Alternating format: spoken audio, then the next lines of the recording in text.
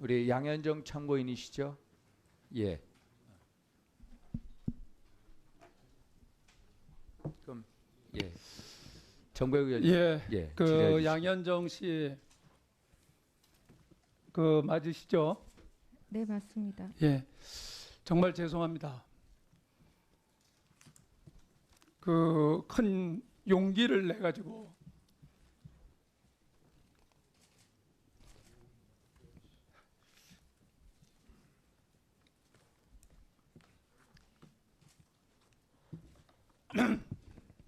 큰 용기를 내 갖고 나오셔서 정말 감사합니다. 이 잠깐만 제가 저기 저 위원장님 예. 의사진행 발언 좀 하겠습니다. 예, 예. 참고인 양현정 씨가 이 자리에 오기까지는 참 어려웠습니다. 이분은 반려견 의료 디자이너였고 2015년 11월 달에 멕시코 교민과 결혼을 앞두고 있던 여동생을 만나보기 위해서 그 멕시코를 방문을 했다가 2016년 1월 양현정 씨는 귀국을 6일 앞둔 상황에서 여동생의 약혼자가 운영하는 한인 노래방의 마감하고 있을 때에 방문을 했다가 복면과 총기로 무장한 멕시코 검찰이 들이닥쳐서 양현정 씨를 포함한 한국인 여성 직원들 5명과 손님을 체포해간 사건이었습니다. 멕시코 검찰은 양 씨를 인신매매 및 성착취 피의자로 한인 여성 직원들 5명을 피해자로 설정을 해서 진술을 강요했던 사건입니다. 양 씨는 이 과정에서 우리 영사의 조력을 제대로 받지 못했고 결국 최악의 누명을 쓴 상태로 1154일 3년 2개월간 멕시코 감옥에서 억울한 옥살이를 했던 겁니다. 양 씨는 올해 3월 멕시코 재판부로부터 최종 무혐의 판결을 받고 한국으로 돌아왔습니다. 아니, 의사 진행 발언. 예, 의사진행 발언입니다. 그런데 오늘 이렇게 예. 나오기까지는 굉장히 어려웠던 것이 예. 아니 그 왜 의사진행 발언을 하는데 그렇습니까? 좀 기다리세요. 그렇게 여유가 없습니까? 예? 예, 의사 예, 예, 그러니까 예, 고맙습니다. 이게 이제 이미 이 사건은 PD 수첩을 비롯해서 국내 언론에 다소 보도되었고 그 2016년 외교부 본부 국정감사 및 멕시코 대사관 국정감사에서도 심도 있게 다뤄졌던 사건입니다. 또한 당시 외통위원장이셨던 우리 심재권 의원님을 비롯한 몇몇 의원님들께서는 멕시코 교도소까지 가서 우리 양현정 씨를 면회하시기도 하셨던 사건입니다. 그러나 시간이 지나 이 사건은 잊혀졌고 양 씨는 그 혼자서 힘든 수감 생활을 견뎌야 했습니다. 오늘 이 자리에 양현정 씨는 나오기가 굉장히 어려울 정도로 지금 병원 치료를 받고 있는 상황인데 용기를 내서 본인이 그냥 있게 되면 이런 사건들은 감춰진다 그래서 용기를 내갖고 나왔습니다. 그래서 마스크를 쓰고 나온 것을 양해해 주시기를 바랍니다. 그리고 함께 이 당시에 담당을 했던 이 영사도 이임걸 총경인데 증인으로 출석하기로 했는데 오늘 태풍으로 인해서 우리 3당 간사 간의 합의에 의해서 종합감사 때 다시 부르기로 했습니다. 양현정 씨가 극도로 건강이 악화되어 있고 정신적 피해를 지금 받고 있기 때문에 이 질의가 끝나면 바로 퇴정할 수 있도록 도와주시기를 바랍니다. 그러면은 질문을 하도록 하겠습니다. 양현정 씨, 사건 이후 대사관 관계자를 처음 만난 날은 언제입니까? 1월 16일 오후에 처음 만났습니다. 사건은 1월 15일 있었나요? 네, 이 사람이 이임걸 영사가 맞나요? 네, 맞습니다. 이임걸 영사는 지난 2016년 10월 6일 멕시코 대사관 국정감사에서 현정 씨를 찾아서 오후 3시부터 저녁 8시까지 5시간 동안 면회했다라고 진술을 했습니다. 맞습니까? 아닙니다. 얼마나 5분 만났나요? 만났습니다. 얼마나 만나셨나요? 5분 만났습니다. 어떤 대화를 나누셨습니까? 저에게 무엇을 묻지도 않았고 상황 정황도 설명하지 않았고요. 그냥 제가 가족들에게 전화할 수 있게 해달라고 요청했습니다. 전화를 하셨는가요? 네, 예, 경찰 영사가 오기 전에 멕시코 검찰에서 조사를 받거나 진술을 한 적이 있습니까? 아니 없습니다. 제 이름하고 기본적인 정보만 물어봤습니다. 영사가 와서 본인의 신분이나 상황을 물어본 적이 있습니까? 전혀 없습니다.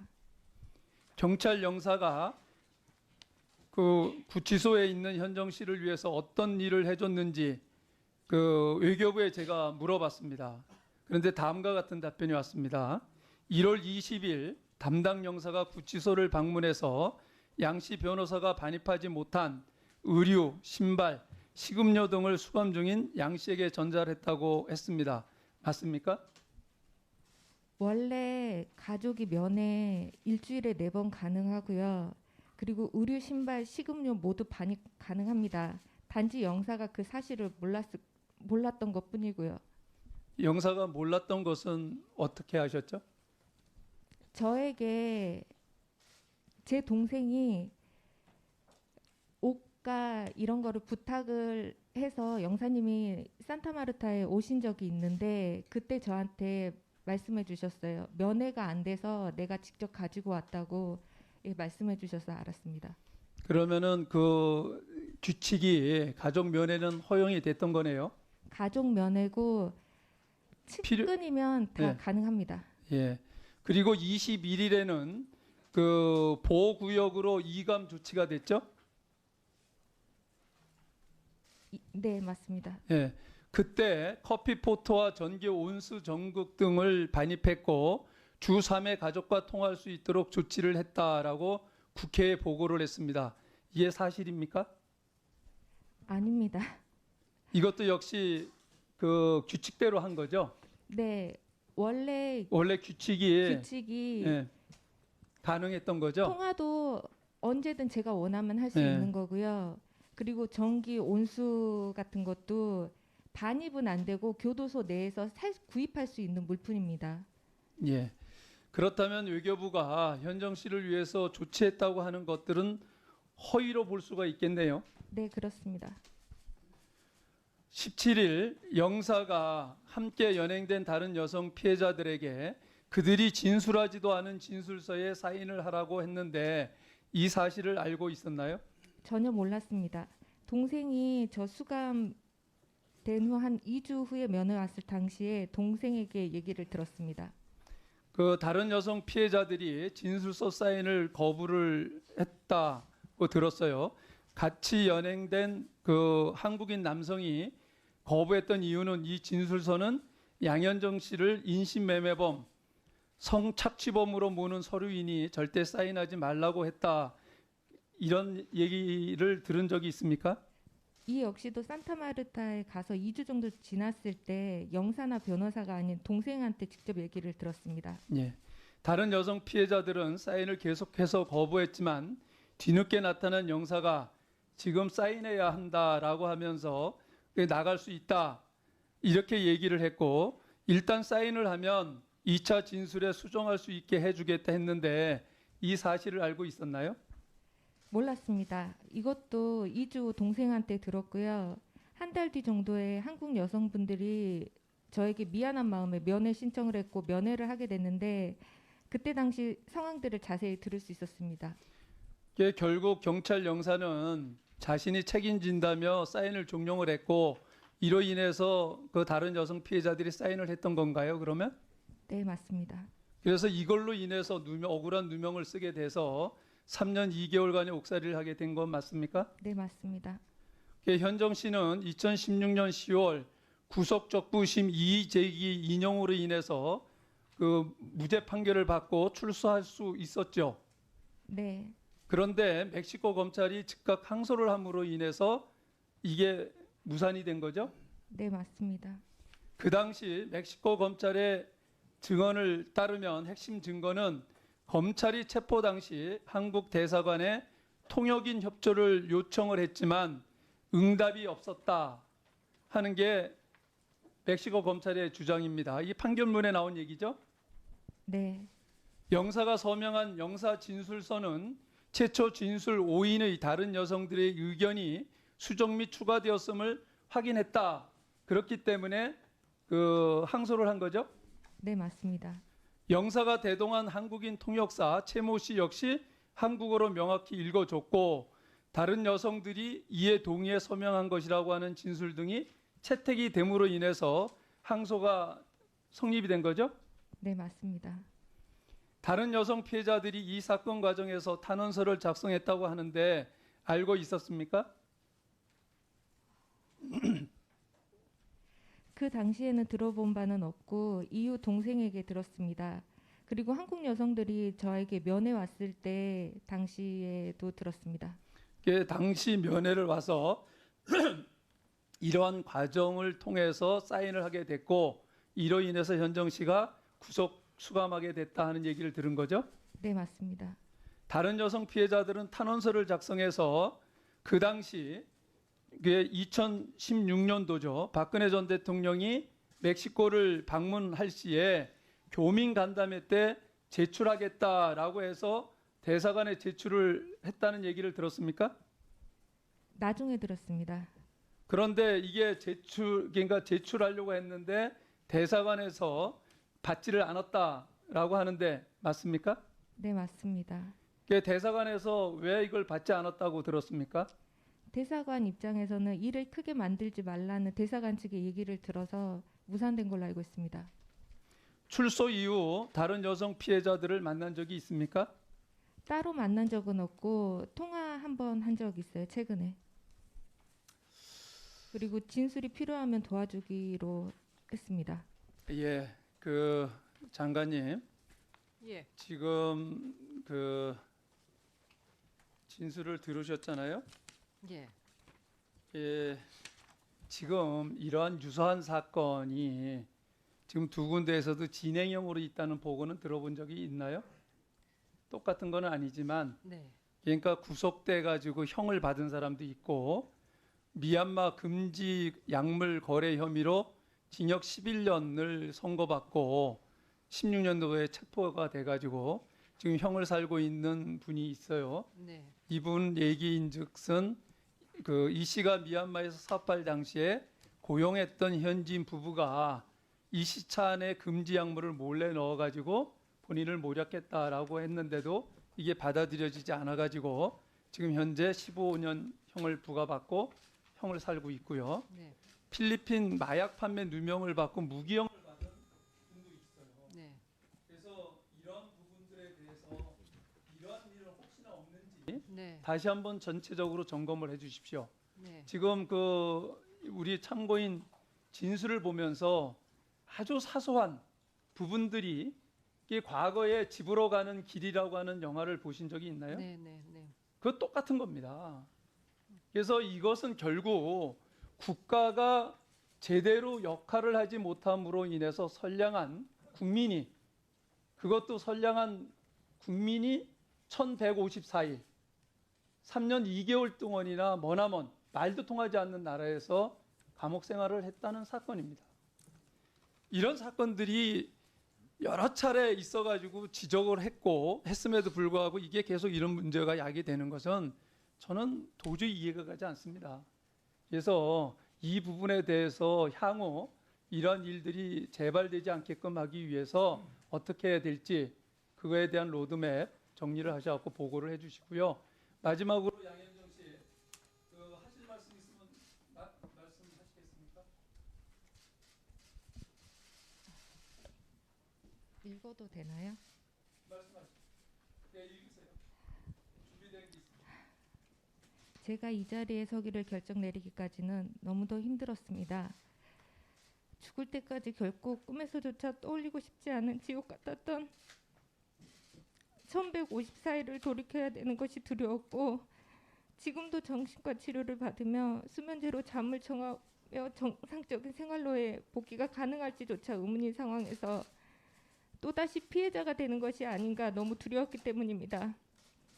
그럼에도 제가 이 자리에 서게 된 건 더 이상은 저와 같은 한국민이 생겨서는 안 된다는 생각과 저에게 일어서야 된다고 힘이 되어주신 정병국 의원님을 비롯한 서른 의원님, 심재권 의원님, 나경원 의원님, 방은진 감독님 및 멕시코 교포분들에게 그간 보였던 절망과 눈물만이 아니라 조금이나마 다른 모습을 보여드리기에 제가 할 수 있는 보답이 아닌가 생각했기 때문입니다. 저는 이인걸 전 영사님을 살인자라고 생각합니다. 한 사람의 인생이 아닌 우리 가족 모두의 인생을 송두리째 뺏어간 살인자 말입니다. 그에게는 사소한 일이고 사소한 실수고 영사직을 떠남으로써 잊혀진 일일지 모르지만 그의 행동으로 인해 저와 제 가족은 지옥 같은 감옥에서 3년을 넘게 지냈고 일상을 포기했고 지금도 도저히 탈출구를 찾지 못하고 있습니다.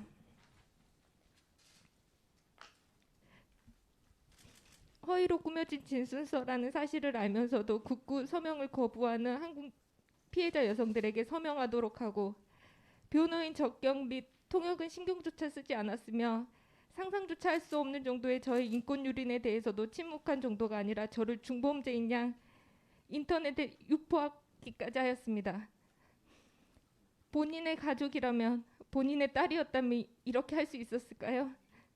저는 이인걸 영사님께서 면회를 와서 스페인어 배우고 좋지요 라며 미소 짓던 얼굴과 수가 찬 저를 두고 멕시코 검찰 직원들과 농담을 주고받으며 웃던 장면들을 도저히 잊을 수가 없습니다. 그런데도 그런 살인자는 지금도 행복하고 떳떳하고 당당하게 승진까지 하여 경찰서장을 하고 있다고 들었습니다. 저와 저희 식구들은 정신병에 생활고에 사회생활도 할 수 없는데 저 때문에 망가진 제 가족들의 모습들을 보면서 제가 살아야 하나 싶은데 말입니다. 저의 어머니는 아직도 제가 겪었던 일을 알지 못하십니다. 아프신 엄마가 제 이 얘기를 알게 된다면 죽을지도 모른다는 가족들의 판단으로 제가 유학을 다녀온 것으로 속였습니다. 3년이 넘은 시간을 말도 통하지 않는 이국 땅에서 정말 지옥 같은 교도소에서 짐승 취급받으며 살아온 딸을 어떻게 받아들일 수 있을까요? 그 충격 어떻게 감당할 수 있을까요? 그래서 당당하게 나서지 못했습니다. 이제 저도 살고 싶습니다. 집으로 가는 길이란 영화 속 인물은 일부나마 위법한 행동에 가담한 사실이 있다고 들었습니다. 그러나 저는 그런 행위조차 없는 사람입니다. 멕시코 대사관 분들도 회식 후에 오시는 노래방, 그 노래방에 앉아 있었을 뿐입니다. 더 이상 숨어 살고 싶지 않습니다. 그렇게 꿈꾸던 자유였지만 아직도 저에게는 자유란 없습니다. 그 자유를 다시 찾고 싶습니다. 예전에 평범했던 저로 너무도 돌아가고 싶습니다. 정말 마음 같아서 제가 겪었던 우리 가족이 겪어야만 했던 지금도 겪고 있는 이 고통들을 이인걸 영사께 똑같이 돌려주고 싶습니다. 영사님의 처신, 대응 하나로 막을 수 있었던 사건을 결국 비극이 되고 말았습니다. 저에게 대한민국은 자랑스러운 조국이었고 한국인인 것이 너무도 행복했던 때가 있었습니다. 지난 3년간 저는 대한민국의 손길을 너무도 기다렸습니다. 저는 이 지옥에서 구출해 주기를 하나님께 기도하며 기다리고 또 기다렸습니다. 그러나 끝내 오지 않았습니다. 그럼에도 저는 여전히 대한민국 국민이고 믿고 의지할 수 있는 것은 국가뿐입니다. 이제라도 잘못된 일들을 낱낱이 파헤쳐서 바로잡아주셔야 더 이상 저와 같은 희생자가 없지 않을까요? 책임져야 될 사람에게는 반드시 책임을 물어주십시오. 저에게 다시 일어날 수 있는 힘을 꼭 마련해 주시길 간곡히 간청드립니다.